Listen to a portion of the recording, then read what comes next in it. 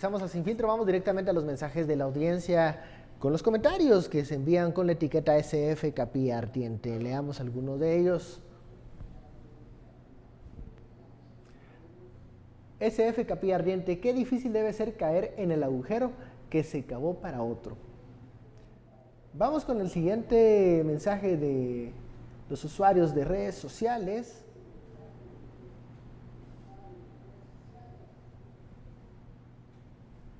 Sin piedad, honorable juzgador, que valga la pena y que paguen todos los implicados y que devuelvan el dinero. SF Capilla Ardiente es algo, un mensaje recurrente en la necesidad de que devuelvan el dinero.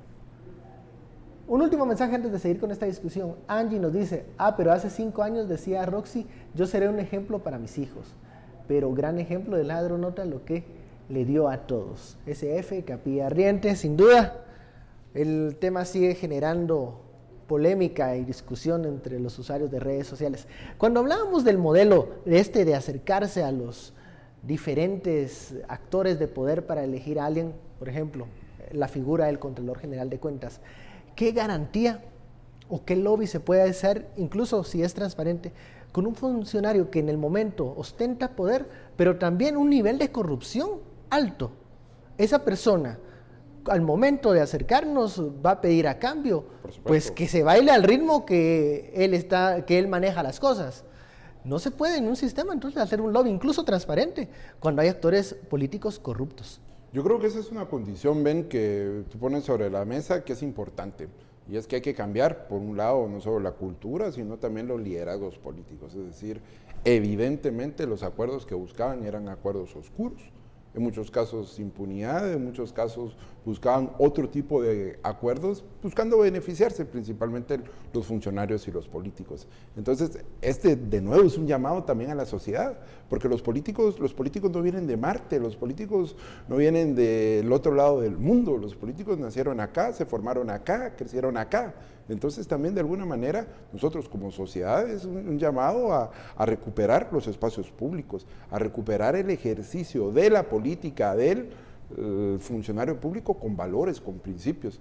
Entonces sí, yo creo que es una condición necesaria para que se den esas negociaciones de manera transparente, que tengamos una política y a políticos distintos a lo que estamos acostumbrados, no políticos que buscan negocios, no políticos que buscan abusar del poder y no políticos que quieren en este caso simplemente mantener el poder. Difícil situación, ¿no? Cuando se habla de políticos con una nueva actitud, cuando vemos el papel de Carlos Mencos, que ya tiene larga data en la política nacional, ya ha ocupado esos cargos, creer que no tiene compromisos políticos es muy ingenuo, ¿no? Yo creo que todos los que llegan en algún momento logran generar esos compromisos políticos, y eso no es algo que tampoco, digamos, sea del otro mundo o se nos haga extraño. Y es precisamente, y retorno a lo que había planteado anteriormente, el propio sistema condiciona precisamente eso. Si nosotros recordamos las elecciones que se hubieron el año pasado, todas las que se dieron en el Congreso de la República, obviamente hubo pláticas, obviamente existieron compromisos, pueden ser políticos, pudieron haber sido buenos o pudieron haber sido oscuros. Eso no lo sabemos, y obviamente es en el ejercicio de la función pública, es en donde se demuestra realmente si existieron esos compromisos o si no existieron los mismos. Yo creo que, por ejemplo, tenemos funcionarios que actualmente están ejerciendo la función pública que obviamente se lograron distanciar de estos poderes que los nombraron, se lograron distanciar de los favores políticos, otros que tal vez no lo lograron de la misma manera y otros que simplemente no lo quieren hacer. Pero yo creo que tenemos de todo en el escenario, y en esa medida creo que como sociedad tenemos que entender que también, lastimosamente, y muchas veces creo que lo he planteado, es que nosotros tenemos a los funcionarios y a los gobiernos que realmente como población los merecemos. Tampoco como sociedad nos podemos venir a dar baños de pureza, porque tenemos sociedad que endémicamente está enferma también de corrupción, y eso también nosotros lo tenemos que negar. No solo son los funcionarios, no solo son los políticos, no solo son los empresarios, la sociedad está constituida en este momento en un foco de corrupción donde se han perdido varios principios que yo creo que como sociedad deberíamos rescatar. Llegamos a la etapa final de esta discusión con un espacio que es propio de los viernes, ¿no? La noticia más importante o más impactante de la semana que crean, que va a desarrollar nuevos elementos interesantes en los próximos días. José Eduardo. José Carlos. José Eduardo. Yo creo que la resolución del juez.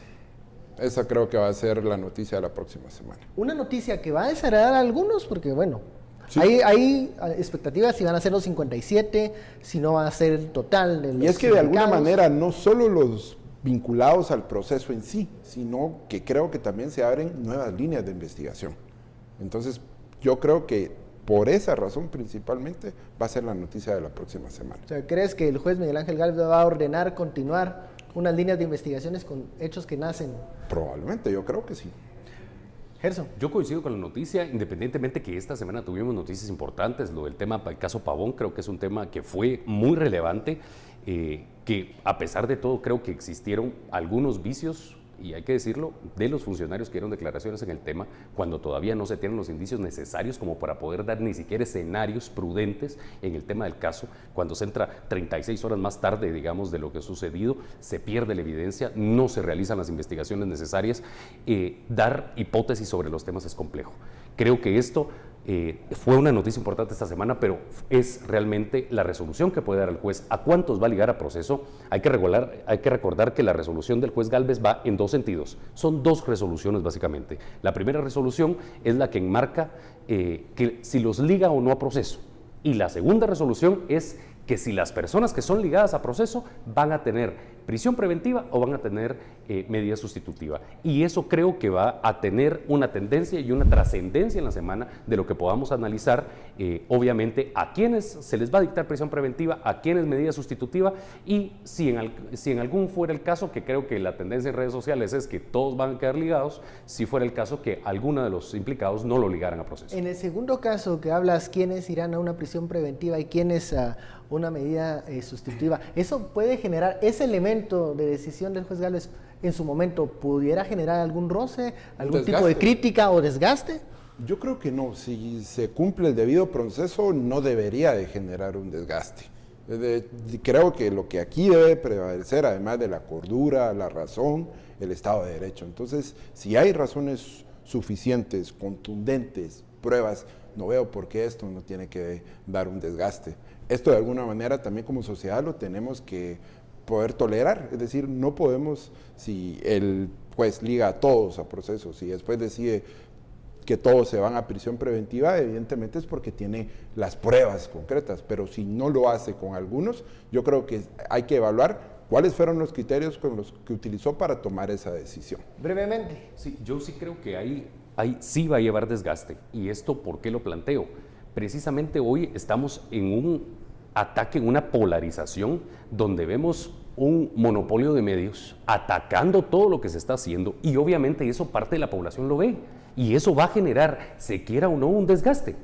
Independientemente que lo haga de la manera más objetiva, independiente, el juez de lo que pueda resolver, pero obviamente el desgaste, pero es la función propia de la independencia judicial que tiene que abanderar el juez, que independientemente que no debe ser afectado por presiones externas ni por posibles desgastes políticos, sociales o mediáticos que pueda afrontar el juez. Muy bien, bueno, terminamos esta media hora. Muchísimas gracias, Gerson, José Carlos, por este análisis. Nos espera una semana interesante. Los próximos días estarán cargadas de noticias y bueno, esperamos también. Con esto, nosotros también estamos en Capilla Ardiente, ¿no? Esperando la solución completa. No vamos a dormir el fin de semana. No, habrá mucha noticia la otra semana. A ustedes muchísimas gracias por su sintonía. Esto fue Sin Filtro, el espacio donde usted saca sus propias conclusiones. Lo esperamos el lunes. Que tenga feliz fin de semana.